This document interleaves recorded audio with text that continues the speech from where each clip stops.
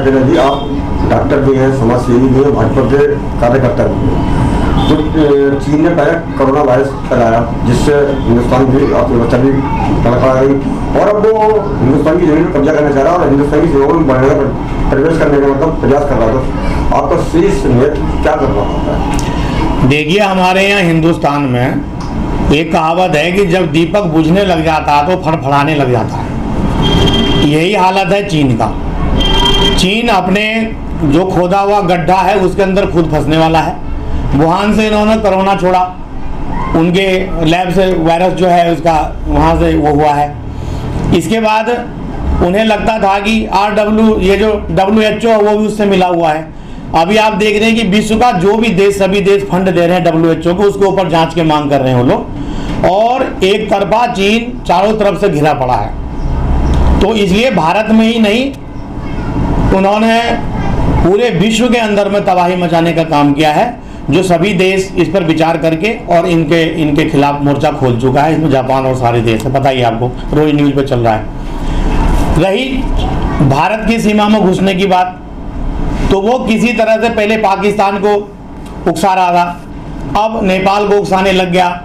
ये डाइवर्ट करने के लिए लोगों के दिमाग को मानसिक रूप से उसको बदलने के लिए ये जो कोरोना का जो महामारी, जो वायरस इन्होंने छोड़ा है, उससे भटकाने के लिए वो भारत के अंदर में सीमा में अपनी फौज को घुसाने की कोशिश कर रहा है, ताकि लोग वहाँ का ध्यान इधर भटक जाए और हम कोरोना की तरफ से हमारी जो जांच चलने वाली है और देश जो खिलाफ बोल रहे हैं वो लोग भूल के और इधर लग जाए। इसलिए थोड़ी सी बहुत बड़ी गलती कर रहे हैं चीन। ये गलती क्यों इस वजह से हुआ है कि जो पिछले सरकार कांग्रेस की सरकार थी, उस कांग्रेस के सरकार में जो उन्होंने, जो लोग बता रहे 10 किलोमीटर अंदर घुस गया, 15 किलोमीटर अंदर घुस गया, ये कांग्रेस के कार्यकाल में, कांग्रेस के सरकार में जो वो अंदर घुसे थे उसको बाहर खदेड़ने का काम माननीय प्रधानमंत्री नरेंद्र मोदी जी के नेतृत्व में जो हमारी सरकार है और जो हमारे देश के जो फौज हैं, जो हमारे देश के आर्मी हैं, वो उन्हें बाहर खदेड़ने का काम कर रहा है। अभी पिछला घटना आपको सबको पता होगा, जिसमें अफवाह फैला दिया गया कि भारत के सैनिक शहीद हुए हैं, वहां का कुछ नहीं हुआ। चीन के लगभग 43 सैनिक वहां पर मारे गए हैं, जिसका चीन अभी तक जो है खुलासा नहीं कर पा रहा है। वहां का जो मुख्य पत्र है, मुख्य अखबार है, अखबारों में जो खबर छपी उसके बेस पर मैं बोल रहा हूं। भारतीय सेना के जवान, बिहार रेजिमेंट के जो जवान थे, सिर्फ 3 लोग लड़ाई करते हुए में शहीद हुए हैं। बाकी उन्होंने षड्यंत्र के तहत एक गाड़ी को पलट दिया था, जिसके वजह से 17 लोगों की वहां 17 हमारी फौजी जो है वो शहीद हो गए हैं। इसमें हम कहीं से भी उनसे पीछे हटने को तैयार नहीं है। अगर चीन ये सोच रहा है कि 1962 वाली काल बहुत बड़ी भूल है उसकी। 1962 में भारत की आर्थिक स्थिति कुछ और थी, आज 2020 में भारत की आर्थिक स्थिति कुछ, हम सक्षम हैं। इसीलिए आपने देखा होगा कि अमेरिका ने कहा था कि मैं बीच में मध्यस्थता करना चाहता हूं। माननीय प्रधानमंत्री नरेंद्र मोदी जी ने कह दिया कि हमें किसी की मध्यस्थता की आवश्यकता नहीं है, मैं अपने देश का सुरक्षा, अपने देश का रक्षा सब कुछ करने में सक्षम हूं। इसीलिए मैं आपके टीवी चैनल के माध्यम से ये बताना चाहता हूं कि अब हमारा भारत 1962 वाले भारत नहीं है।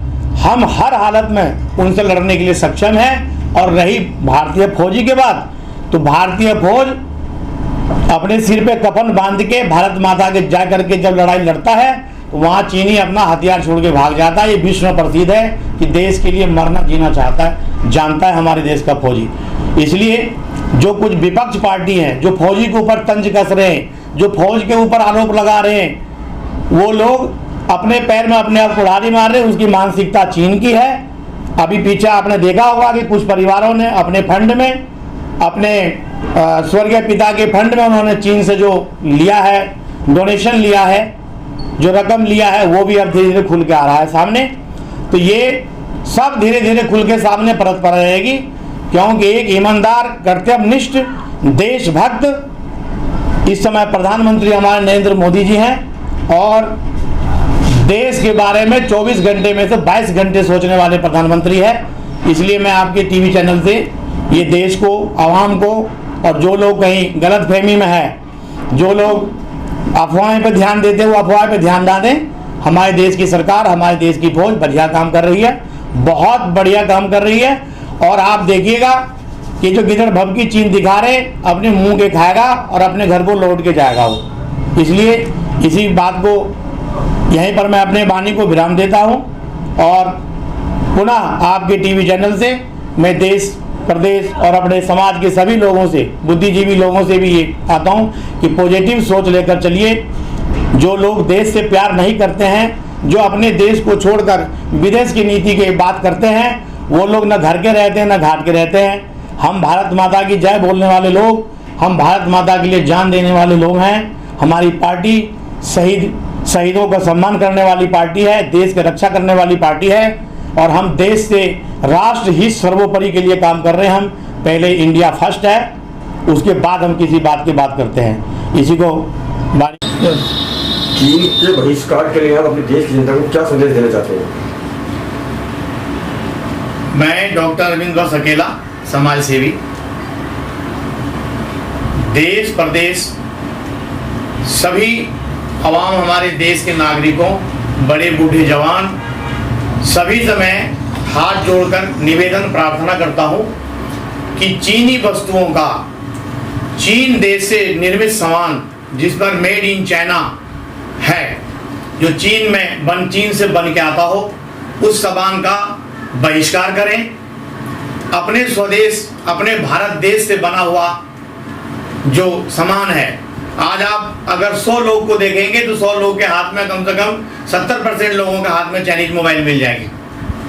तो मैं सभी लोगों से विनम्र निवेदन करता हूं, अपने देशवासियों से, कि चीन के बने हुए वस्तु, चीन के बने हुए कोई भी आइटम, कोई भी सामान का इस्तेमाल अपने यहाँ ना करें, उसका बहिष्कार करें और अपने यहाँ के वस्तु का और उसे जो है उपयोग करें उनका, और उनका सम्मान करें। आगे चल के उनका प्रचार होगा और अपने देश जो है, जो आर्थिक स्थिति में हमारा देश मजबूत होगा। जब चीन का हमारे यहाँ से बहिष्कार होगा, चीन के वस्तु का बहिष्कार होगा, तो चीन आर्थिक स्थिति उसकी खराब होगी। जो हमारे यहाँ से मुनाफा कमा के, हमारे यहाँ के देशवासियों से पैसा जो मुनाफा कमा के ले जाके, और वो जो गोला बारूद और जो गिदड़ भभकी दिखा रहा हमारे फौज के ऊपर, वो उसकी ऐंठ अकड़ कमजोर पड़ेगी। और इसलिए अपने जो देश के लोग हैं, अभी आपने देखा होगा कि हमारे देश के लोगों ने बहिष्कार करना शुरू कर दिया है। और हमारे देश का ही नहीं, और भी देश के जो लोग, और भी देश के जो उद्योगपति हैं, जो चीन में अपना उद्योग लगा रखा था, ये खुशखबरी है, मैं मीडिया के माध्यम से बताना चाहता हूं मैं, कि उन्होंने अपने चीन से कंपनी हटाकर और बहुत सारे उद्योगपति हमारे भारत देश में ही, भारत में आके अपना उद्योग लगाना चाहते हैं। माननीय प्रधानमंत्री नरेंद्र मोदी जी ने भी उनका स्वागत किया है और मैं भी इन उद्योगपतियों का और सबका स्वागत करता हूं कि भारत में आगे अपनी कंपनी लगाएं, ताकि मेड इन इंडिया के नाम से सामान बने और हमारे यहाँ के मजदूर, हमारे यहाँ के बेरोजगार, हमारे यहाँ युवा साथियों को रोजगार भी मिलेगा। इसीलिए पुनः मैं मीडिया के चैनल से आपके माध्यम से बताना चाहता हूँ कि पुनः सभी देशवासी से आग्रह है कि भारत में बने हुए सामान, भारत में बने हुए वस्तु का इस्तेमाल करें, चीनी आइटम, चीन से निर्मित सामान का बहिष्कार करें। जय हिंद, जय भारत, भारत माता की।